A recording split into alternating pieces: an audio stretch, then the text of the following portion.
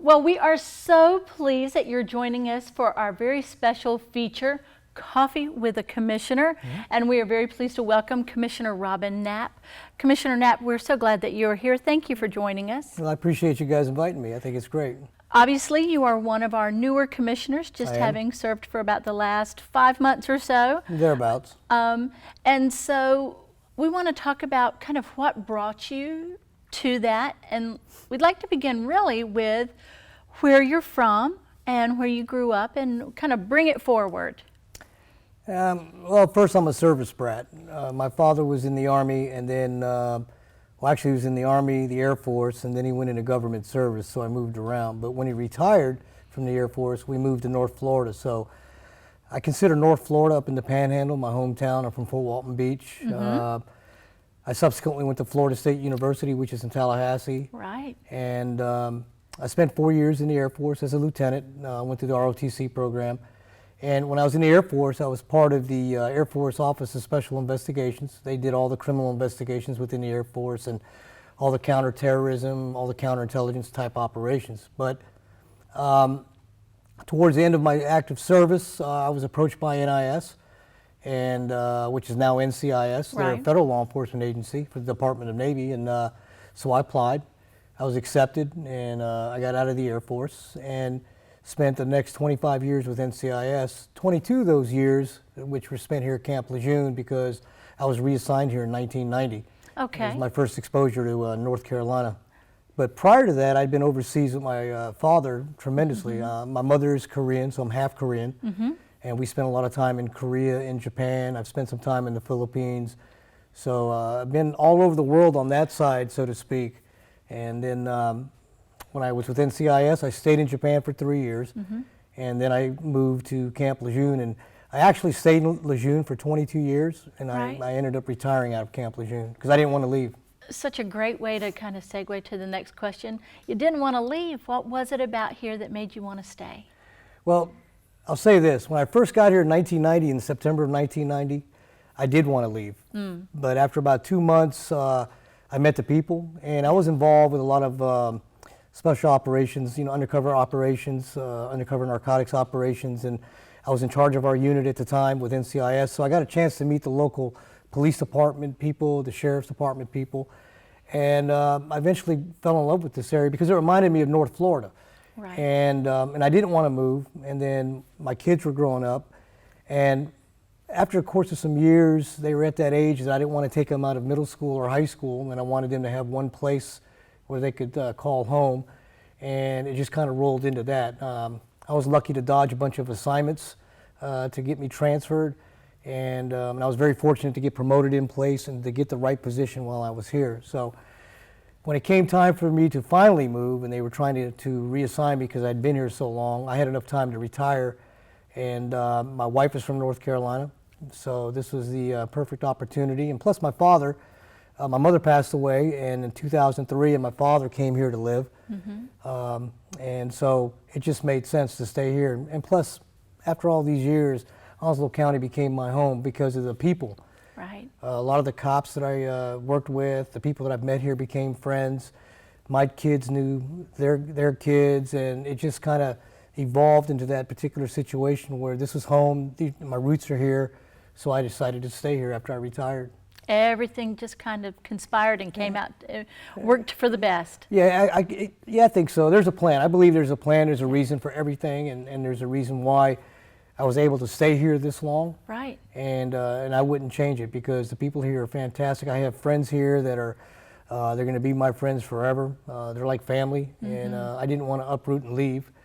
And of course, again, my wife is from North Carolina, so she's 3.5 hours away, so it all worked out for the best, I think. This is home now.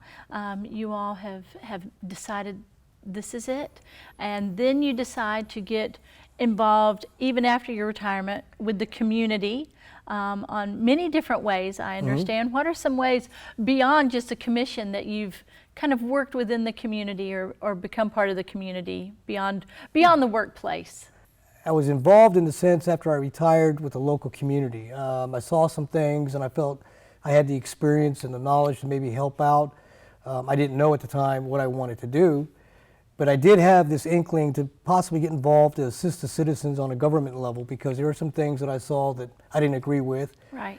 And the biggest thing that drove me, to be honest with you, is I don't think the citizens, their interests were being put first, so to speak, from some government entities, and I'm not going to name them. Sure, sure. And I had even thought about running for sheriff at one time, but of course Hans Miller ran. He's a friend of mine, so I supported him. Sure. And it was about that time I started getting involved with the county commissioners, and I'd been here again since 1990, so Right. I know the history and what people have said and things of that nature. And I just felt that it was time for some new blood on the board. I think it was time to shift the attention or the priorities for the board to focus in on the needs of the citizens, to let the citizens have a voice. So that appealed to me. And plus, I'm very opinionated. So I was making comments, and I was, saying, well, they should do this and they should do that. And my wife, who's kind of like my walking conscience, looked at me and said, well, why don't you put your money where your mouth is? And I kind of looked at her and said, what are you talking about? She goes, why don't you run for office? And I kind of said, well, no, that's not me. I'm not a politician. She goes, maybe that's what we need. So she kept pushing me on that issue. And so I finally agreed. I said, maybe you have a point. Instead of me always voicing my opinion, let me do something about it. Let me see if I can get active and do something about it. And then when I told her that, she was scared and said, maybe you shouldn't run. She thought about it for a week and came back to me and finally said, I think you need to run. I think the people need to hear what you have to say. And that began what ultimately led to my election. So. Very good. And that's one thing that we always think about is what motivates people to get involved. What motivates people to want to participate in the process. When you think about, and I know you've only been on the board now 5 months, so I'm sure that there have been some life lessons or some things that you've learned even in the course of that 5 months that maybe surprised you, or things that you're excited to learn about as you've begun your tenure. I looked at the Board of County Commissioners as a governing body, not a ruling party, so to speak. In other words, they're not there to rule the county. They're not there to rule the sheriff or any other entity. They're there to govern the policies, the budget, et cetera, to make sure that the interests of the citizens are met and maintained. So to me, that was intriguing. It was an opportunity for me to actively participate and kind of steer the direction towards the citizens to help them. Being a commissioner to me is very rewarding. I've been in it for 5 months. Right. It's very busy. Yes. It's very time consuming. But the part of being a commissioner that appeases me is that you're actually doing something to help the citizens, and that even though citizens may not agree with you, but they've entrusted you to kind of guide them and direct them. And to me, that was important because I really want to help the citizens. I really want to help them with their needs. We can focus on the wants and all that stuff later, but to keep our county going in the right direction. And we have so many issues here, and I think it's good that we tackle those issues and we get the citizens involved, because what's more important are the citizens' opinions, their viewpoints, and what they feel is necessary for the community. What do you do, though, to refuel, to maintain that energy level that you've got? Because, there's a passion about what people in public service bring to the table every day, but you also have to do things that kind of feed you or fuel you. So what is that? Well, that's pretty easy for me. There are a couple of things. The biggest thing for me is going to the gym. I don't want to look my age, and I don't want to feel my age. But a lot of it is because, I've always been active. I've always played in sports. I've always been in the gym. I was a wrestler. I did a lot of things. And what fuels me is when I go to the gym and I can work out and try to stay in shape, because I can relieve all my stress right there at the gym.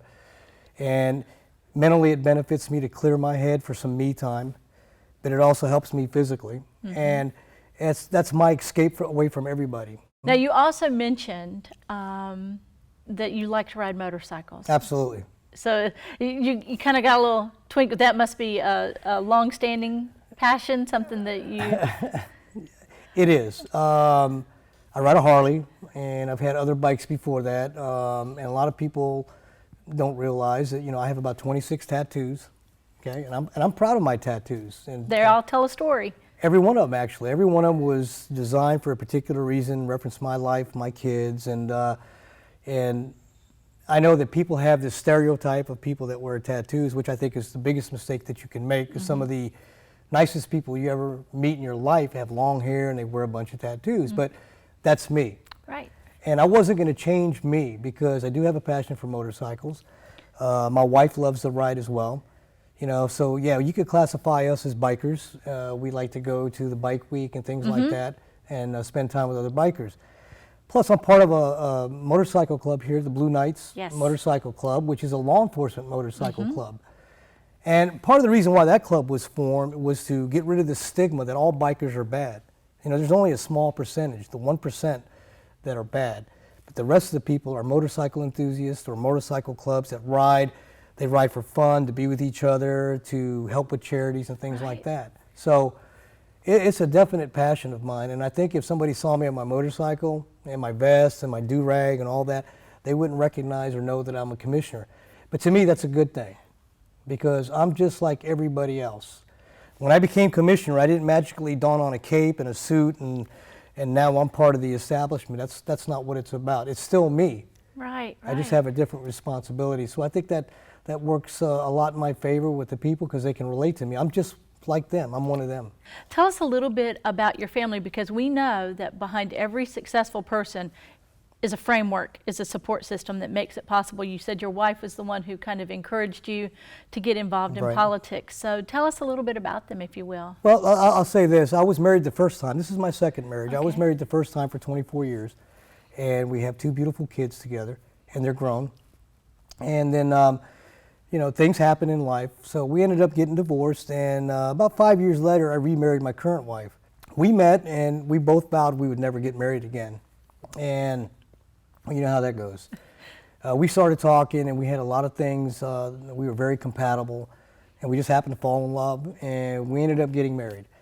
And when we got married, she brought 2 of her stepchildren and their daughters, okay, my stepdaughters. And one is 23 right now, and the other one is 19. Okay. And now I have a step-grandson from my oldest stepdaughter. And when I got married to her, they became my kids as well. Right. Because, you know, even though I'm the stepfather, you know, I'm still their father now. I raised one of them when she was about, 8 years old. And the other one, she was in her teens, but we hit it off. And I knew that when I married my wife, I was getting a package deal, a good package deal. Right. But I'm still close with my biological son and my daughter from my first marriage. We're very, very close. And so it just kind of worked out. If you met somebody who had never heard of Onslow County, North Carolina, what would you tell them? Oh, I would tell them, the first thing that comes to mind about Onslow County is family. It is a family-oriented, safe area. You know, everywhere is going to have their particular element of crime and things like that. But from a cost of living standpoint, it's relatively cheap here compared to other parts of the country. The weather is great. We're on the water because I like the water. But it's the family atmosphere that's around here. It's the diversity, because look, people here, unlike some areas in the rest of the United States, everybody accepts everybody for who they are for the most part here. It doesn't matter what your skin color is, what your religion is, or if you're from up north, where it doesn't matter. You know, we have a lot of transplants that are now North Carolinians, you know, and I think it's great. And it kind of reflects what the whole United States is all about. You know, you have people that come here, they have the American values, and it doesn't matter where they came from or et cetera, they're Americans. So, but I also look at the potentiality of growth here as far as Onslow County is concerned, because we have so many natural resources here. We're slowly starting to pick up industries that are interested in this area, which is good for our economy locally, but it's also good for our kids, because there'll be more job opportunities and possibility of, you know, higher education to come here and help these kids stay within this area and help it to grow. And that's what excites me about Onslow County. You know, and you can feel that, and I can sense that. You know, as we kind of close out our segment, is there anything you'd want to share with our viewers, or thank them for their support, you know, through this time, or encourage them to participate in any way? Well, a couple of things. And I've said it when I won the election, or I was one of the winners in the election. I can't thank the supporters enough, because my campaign manager, Alva Williams,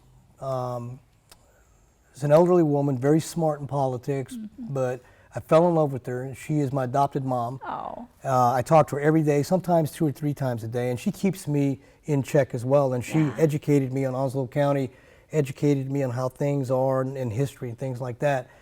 And I use her as a segue because she represents so many other people that are friends that have become family members to me. I mean, I can go someplace and somebody will say hi, and we can talk or go have dinner together, and everything is great. And it's just like talking to another family member, and I really appreciate that. But I appreciate the citizens of Onslow County because they accepted me for who I am and who I was. A lot of people knew I had tattoos, even some of the conservative people. But the thing is, they gave me the opportunity to speak my opinion. They gave me the opportunity to talk to them, and they were fair about it. And that's what really impressed me the most because, to be quite honest with you, and I'll just say this, my son says I'm the most redneck Asian guy that he's ever met, and I take that as a compliment. And the thing is that you still have that around here. You still have that feeling sometimes whether people are going to take you serious. This is the South. Onslow County did. They opened their arms to me. There you go. And they didn't show me anything but respect and courtesy, and they listened to me, and they put their confidence in me by electing me. And to me, I can never be more grateful than I can for that because they didn't have to vote for me. And now I feel it as a responsibility, since they put their faith in me, to do the best job that I possibly can for them, not for me or not for the board, but for the citizens and for the county. So there's so many people out there I can thank. And I'm proud. I'm proud to be a commissioner. I'll be honest with you. When I took the oath in December, I was nervous. Right. Because I was getting ready to go sit behind that seat, and now all the county was looking upon me. I was going to be inundated with policies and decisions and this and that. But our board members that we elected are fantastic as well. They're very educated, they're very smart, and we may not agree all the time. We may disagree, but when it's all said and done, we're still working together for the citizens of this county, and that's the big thing. We have the same focus, all of us on the board. And now I take it, it's always been an honor to be a commissioner, but now I enjoy it to the sense that I'm helping people. I feel like I'm really doing something. As my wife said earlier, I'm putting my money where my mouth is, and it's paying dividends for the citizens and for me, and you can't ask for that or anything more than that. As long as I do what I'm supposed to do for the citizens and they hold me accountable, I think everything will turn out all right.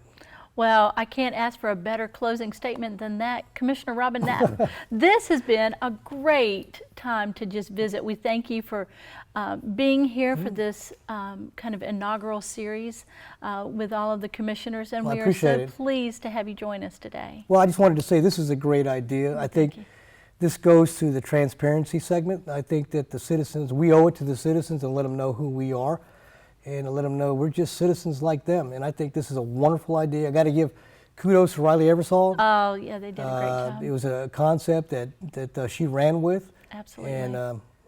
And Chad, for backing her up and being there with us. So I think it's a great idea, and I hope we continue this. This is really great. Well, thank you very much, sir. Thank you. Nice meeting you and talking to you. Thank you.